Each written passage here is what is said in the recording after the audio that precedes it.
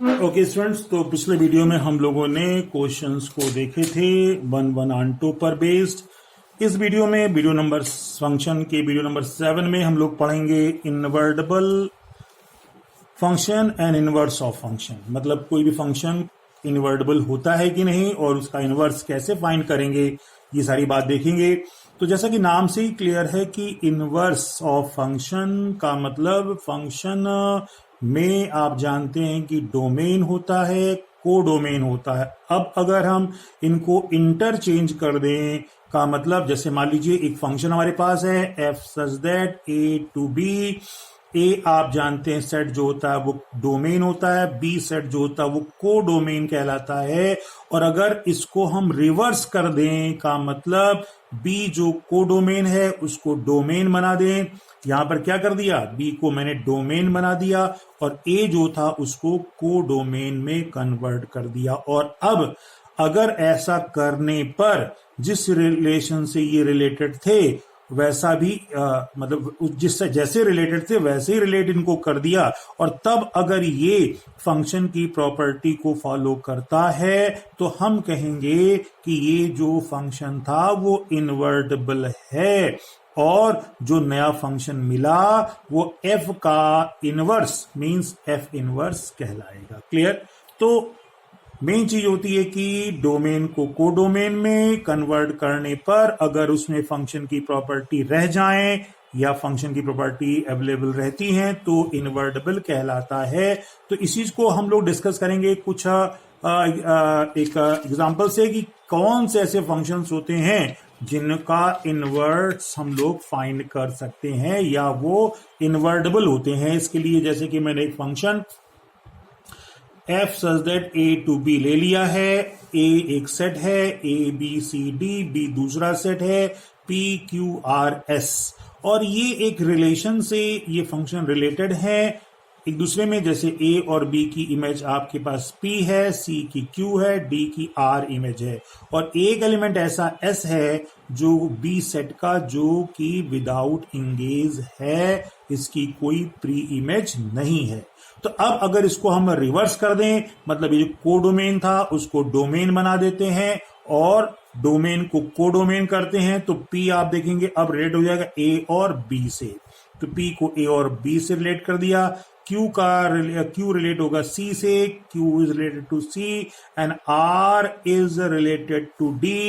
Yes, S is here also. तो अब आप देखिए क्या ये तो फंक्शन था, क्या ये फंक्शन है, फंक्शन की प्रॉपर्टी को फॉलो करता है? तो आप देखेंगे P की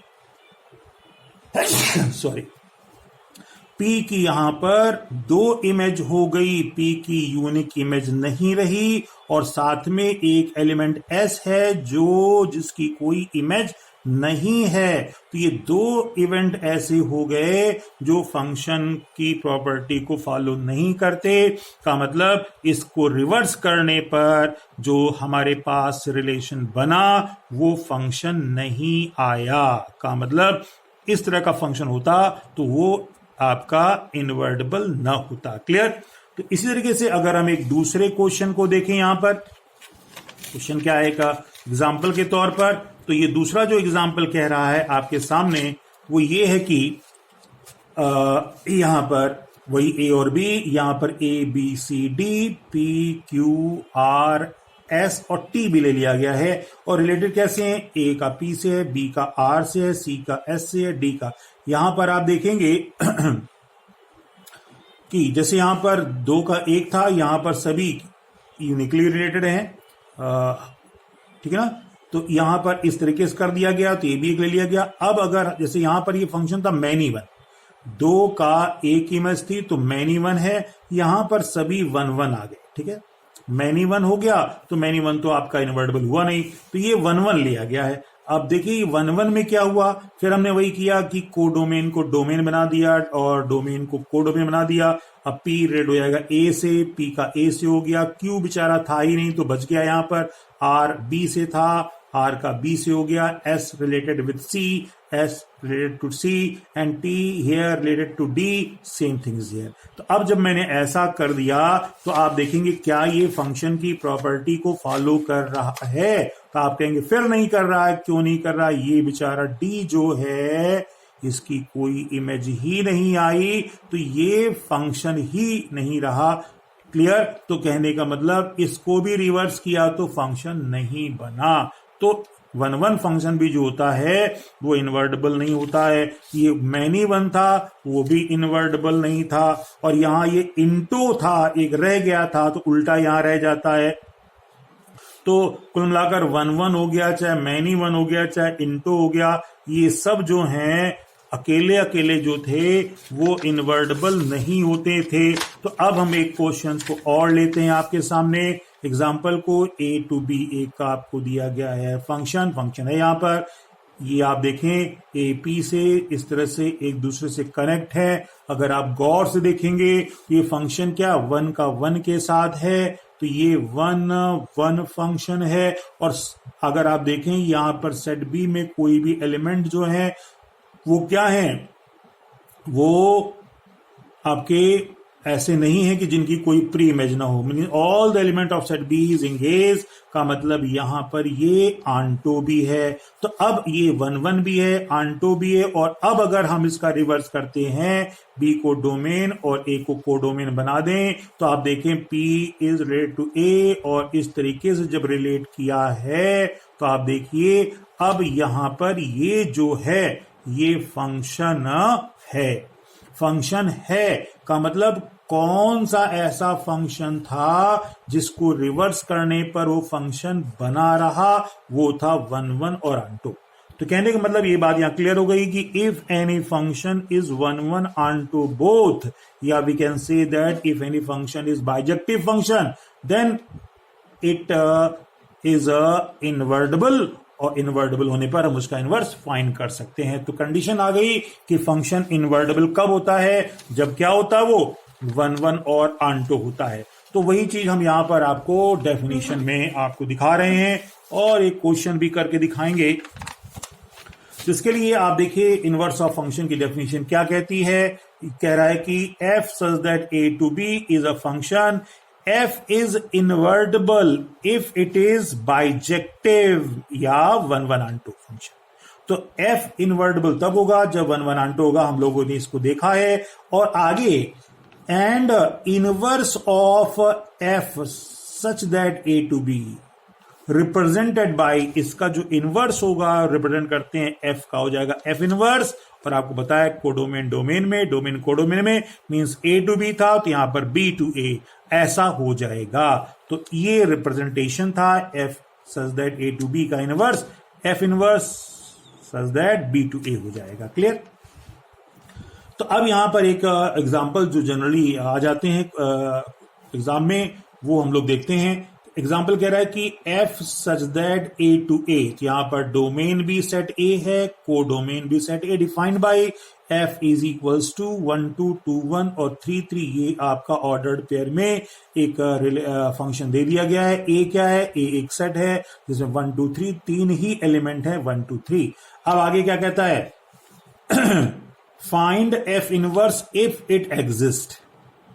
एग्जिस्ट का मतलब है कि अगर एफ ये फंक्शन इनवर्टेबल है, और इनवर्टेबल कब होता है? जब वन वन आंटो होता है।